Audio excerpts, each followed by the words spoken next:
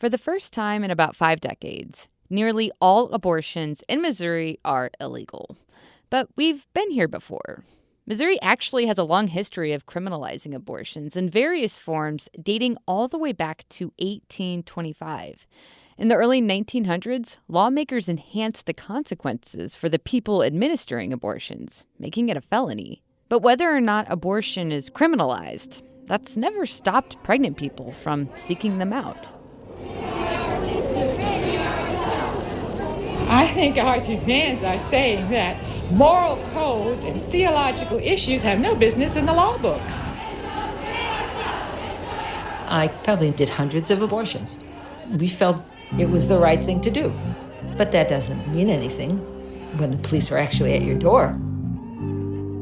In the early 1900s, in Missouri, the practitioners who provided this type of healthcare mostly did so in secret to avoid prosecution, so we don't know much about them. But there is one very notable exception, Dr. Annie Smith. She ran a hospital with her husband in Poplar Bluff, Missouri. She is still a very controversial figure around town, and if you talk to anybody about it, it runs the gamut of horrible butcher to champion for reproductive rights. She was prosecuted for that stuff, and then the higher courts realized that, she was just trying to do her job. I'm Suzanne Hogan. This is A People's History of Kansas City from KCUR Studios. And on this episode, Dr. Annie Smith. It's true that she provided a number of abortions over her long career as a doctor, often helping to save botched abortions. But she was also an advocate for women's health, and she did so much more. The story of Dr. Annie Smith gets complicated because the facts and some fiction have been transformed to create what is known as the Doc Annie legend, which is really more like a ghost story to scare children. Back in 2019, KBIA's Show Me the State podcast looked into it. We'll start by hearing some of what they found out. Then we'll ask, what does Doc Annie's legacy mean now that abortions are again illegal in Missouri? Here's host Christopher Husted. If you grew up in Poplar Bluff, Missouri in the 60s and 70s, you probably heard the story of Doc Annie. Legend has it, Doc Annie was a doctor in town in the early 1900s who kept fetuses in a jar, or maybe threw babies in wells.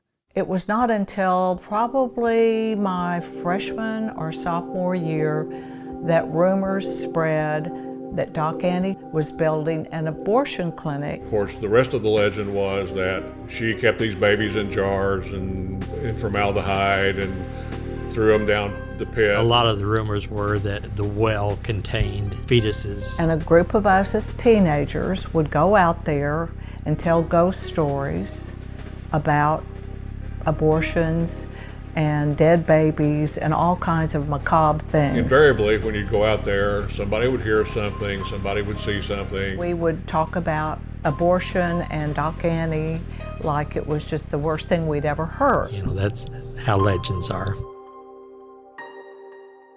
The town of Poplar Bluff sits in the southeast corner of Missouri, where Highway 67 meets Highway 60. The population is just over 17,000. The healthcare system and the public school district hire the majority of the residents. There is only one public high school.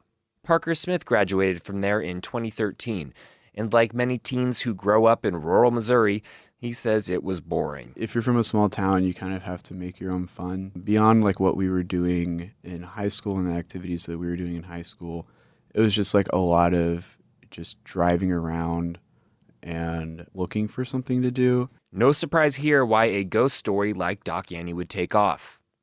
But this is where the Doc Annie story happened. Yes, there is truth at the heart of this ghost story. Dr. Annie was a real person, and she performed abortions illegally in Poplar Bluff in the 1930s. There is not, however, any proof that she threw fetuses into a pit or stored them in jars.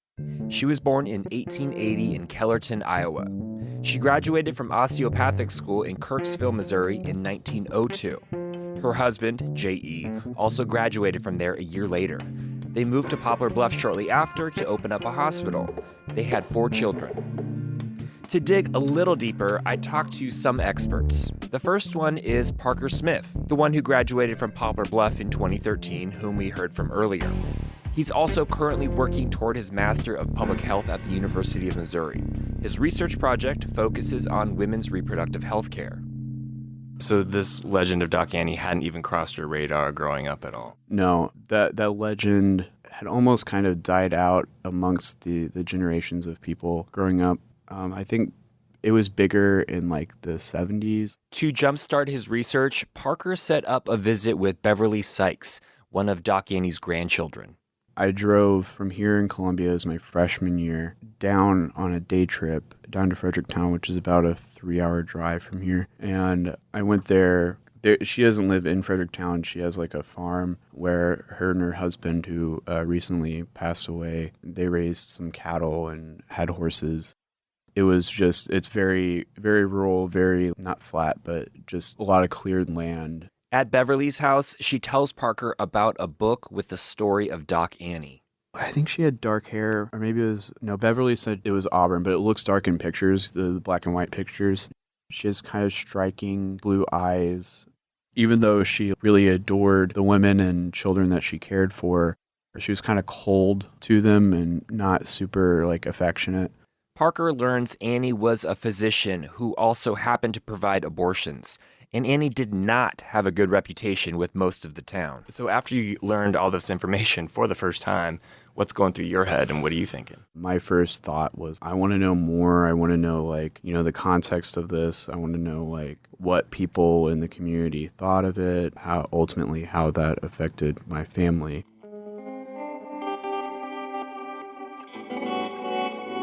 Parker Smith is thinking about his family because Doc Annie is Dr. Annie Smith, Parker's great-grandmother. He never met her, and he never knew the scope or notoriety of her medical practice until college. A little background on Parker's family. His father is a physician. His father's father was a physician. And his father's father's mother, Doc Annie. Parker says he never heard the tale of his great-grandmother because for most of his family, it's not a proud story. Parker's dad has never mentioned Annie to him. Parker has only heard peripherally from others how his dad feels. Basically, it was his response. He had no desire to have any additional information about his family and his grandparents and their practice. He wants it buried, I think partially too, he wants his reputation to remain clean in the eyes of people in the community. Parker's father isn't alone. Parker says several Smith family relatives have felt Doc Annie's reputation negatively affect their lives. Take Parker's great-uncle Marshall. He ended up working as a superintendent for a couple of schools in the area, but he could never work as like the superintendent for like Poplar Bluff schools because of the reputation that Annie had had. And then there's Parker's grandfather, again, another physician in the family. Parker says he wouldn't practice in Poplar Bluff. Because people knew who his mother was.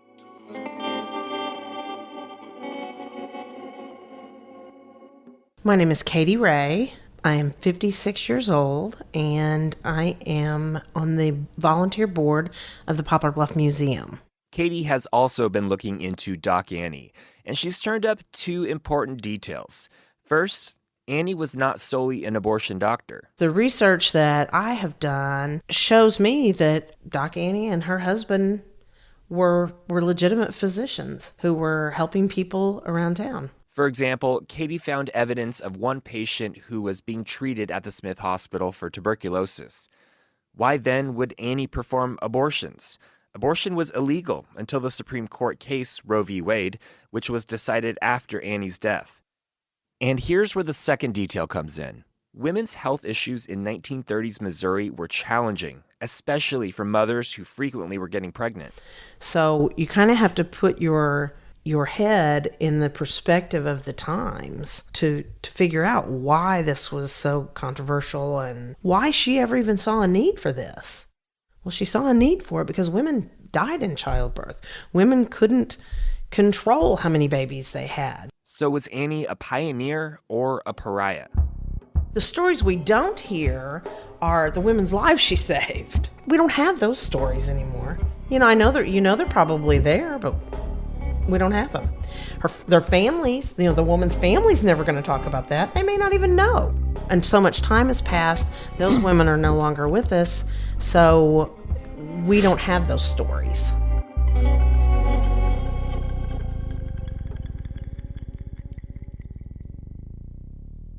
Over time, Annie's story became skewed. While initially a public health issue in Annie's era, abortion took on a controversial nature during the 1970s, when then presidential candidate Richard Nixon politicized the issue, right when the Doc Annie urban legend was peaking in Poplar Bluff. If you look through Poplar Bluff history, you won't readily see Annie's legacy. She isn't noted in the Poplar Bluff Museum, although Katie wants to change that. I knew enough about her to think this is somebody that really should be featured in the Poplar Bluff Museum. And then I thought, no, it's just too controversial, too hot of a topic.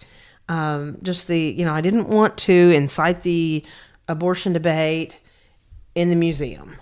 But I do feel like she has a legitimate place in history. The stigma of abortion runs deep in rural communities, and that plays heavily into making Doc Annie's work taboo in Poplar Bluff.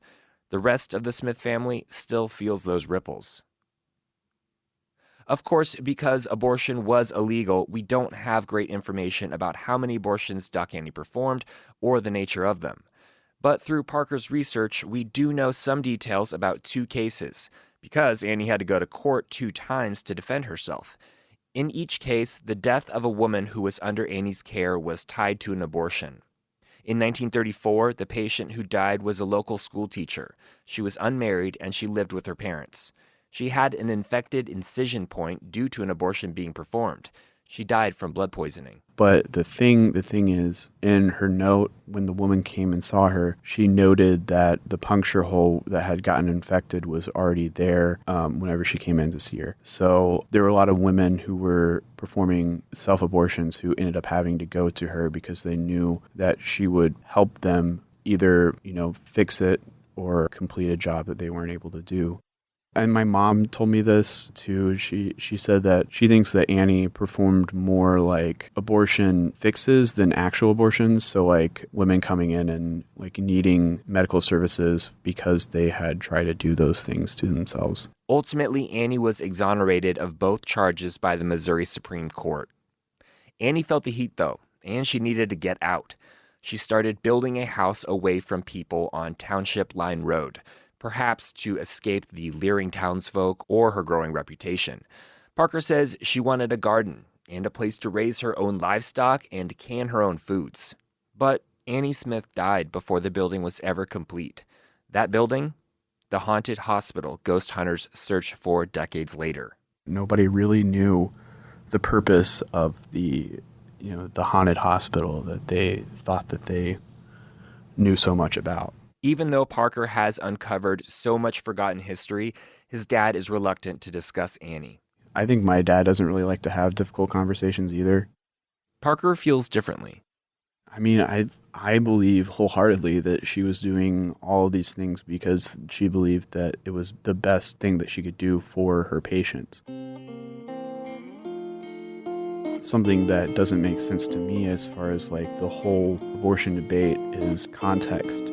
There's a lot of context in why things happen and why people need these services. That was Parker Smith with senior reporter Christopher Husted in 2019 on KBIA's podcast, Show Me the State. Nowadays, after the overturning of Roe v. Wade, Parker Smith is rethinking his great-grandmother's legacy and seeing parallels in what physicians are dealing with now. It's interesting to me that Doc Annie, a doctor who was working in this town for decades, turned into a ghost story. I guess it's probably partly because what she was doing back in the early 1900s was considered taboo and is still a very politically polarizing topic today. But there is so much more about her life and legacy. PHKC producer Mackenzie Martin has been doing some more reporting on her. What else should we know about her, Mackenzie? Hello. So I dug around, and I think the thing that stuck out to me as the number one thing that people don't really talk about when it comes to Doc Annie is that in addition to abortions and other medical procedures that she performed for women, she also facilitated a number of adoptions. And I heard that from Katie Ray, who you'll remember, she lives in Poplar Bluff and has studied Doc Annie pretty extensively. You know, she's always had this really awful image of being an abortionist, but she also put people together, unwed mothers perhaps, or just mothers who didn't want their babies, but still wanted to have them. And she put them together with families that wanted babies. So Katie said early on in her research, she actually found this self-published book that had been written by this woman who had been adopted in Poplar Bluff. And she had always been told the story by her adoptive mother that Doc Annie had provided this adoption. Doc Annie also adopted a child from a patient. And I heard that from her great-grandson, Parker Smith. That great aunt, I believe, passed away years and years and years ago. But it was just interesting to see just the different ways that she cared for patients. I guess I probably shouldn't be all that surprised that that part of her story hasn't got as much play as the other parts. What I take away from that is that it really seems like she was there for her patients, kind of in whatever way they needed. And yet, this ghost story and kind of the controversy around her in town has kind of put her in solely this abortion box, even though she really did so much more than that. I don't know, it made for a more compelling story for people for years in Poplar Bluff is the baby killer, go down into the woods and stare down into a well and talk about how the souls of babies and Doc Annie will come and get you or whatever. Parker says that the truth about his great-grandmother is kind of less fantastical. I don't know, people will remember that more than it's just this woman who was a physician who treated patients and, saved some lives. people are just it's somebody doing their job. So what does Parker Smith think about his great-grandmother's work now? What's he up to? So Parker is starting his second year of medical school at Mizzou currently, and he hasn't dug really much more into her legacy for the last couple years, but he's definitely thinking about it because he's been following the news in Missouri, and he told me he was just kind of feeling like, can I really develop professionally in this state when the leadership here is policing healthcare in a way that I don't agree with? And he was kind of referring specifically in regards to Missouri's recent law banning abortion except in cases of medical emergency. You see all these news stories now, recently in Indiana and Ohio, and doctors being sued for trying to do their jobs and trying to do what's right for people, but getting sued to make national attention by whatever attorney general of the day is doing it with no consideration of the health of the mother in these cases. You could honestly cite a number of cases in the headlines right now because doctors all over the country are kind of fearing repercussions now that Roe v. Wade is overturned because it's a gray area. And actually, earlier this month in Missouri, a chief medical officer for Planned Parenthood told St. Louis Public Radio that this ban is putting patients who need life-saving abortions at risk because doctors are literally having to wait for guidance from lawyers. This has caused incredible chaos in the medical community, where physicians are wondering how sick is sick enough before they can provide abortion care in the state of Missouri when faced with the very real possibility of criminal penalties. It's hard not to think about all the parallels between what we're seeing now and the kind of persecution Doc Annie dealt with back in the 1930s. Yeah, I actually spoke to a history professor about this, Dr. Evan Hart at Missouri Western State University, and she told me that if a woman died of an abortion back in the 1900s, the case almost always made it to the courtroom. So that's not unusual. But she said that the fact that Doc Annie only went to court twice for patients who died suggested to her that Doc Annie probably performed many abortions safely. And one of the cases Doc Annie went to court for, remember, was a situation where a woman had done something to herself, and Doc Annie was trying to fix it. I talked to Katie Ray about that. How's that going to play out now in 2022 if that sort of thing happens again? We don't know that yet, but how is that going to play out if a woman decides she wants to have an abortion and she decides to try to do this procedure herself and it doesn't go well? Because how could it go well? And then she goes to her local emergency room and they try to help her. How's that going to play out? We don't know that yet. Is there any real effort to kind of clear up Doc Annie's name? Like highlight the truths about her work and the impact it had on other people? Like, are there any efforts to make her actual story more well known? So not officially, but there have been some small developments at the Poplar Bluff Museum, which Katie Ray helps run. And I've been on that board for about 25 years now.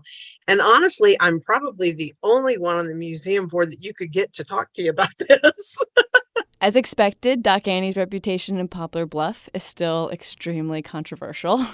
But since KBIA's podcast came out in 2019, there has been kind of an interesting development there. So for context, at the Poplar Bluff Museum, there's a medical room that talks about hospitals that used to be around and stuff like that. But there's nothing about Doc Annie, Smith Hospital, Doc Annie's husband, who was also a physician. It's kind of like anything pertaining to her is off limits. So if you know about Doc Annie and are visiting for the first time, it's kind of easy to walk through and feel a little bit like, where is she?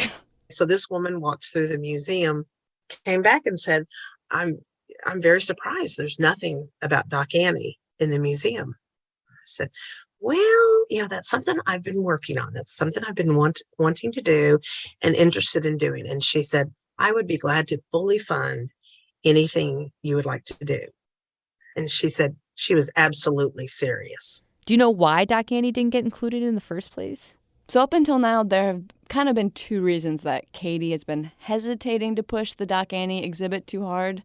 And firstly, that's because the topic of abortion is extremely polarizing in Poplar Bluff. Katie actually proposed the exhibit years ago, but got a no from the museum board. Poplar Bluff is just a very conservative area, and it really always has been. And on top of that, they want to be respectful of Doc Annie's family. Obviously, Parker Smith is really open about how proud he is of his great-grandmother's legacy, but his dad, who spent his career in Poplar Bluff as a physician, doesn't really want to have anything to do with her.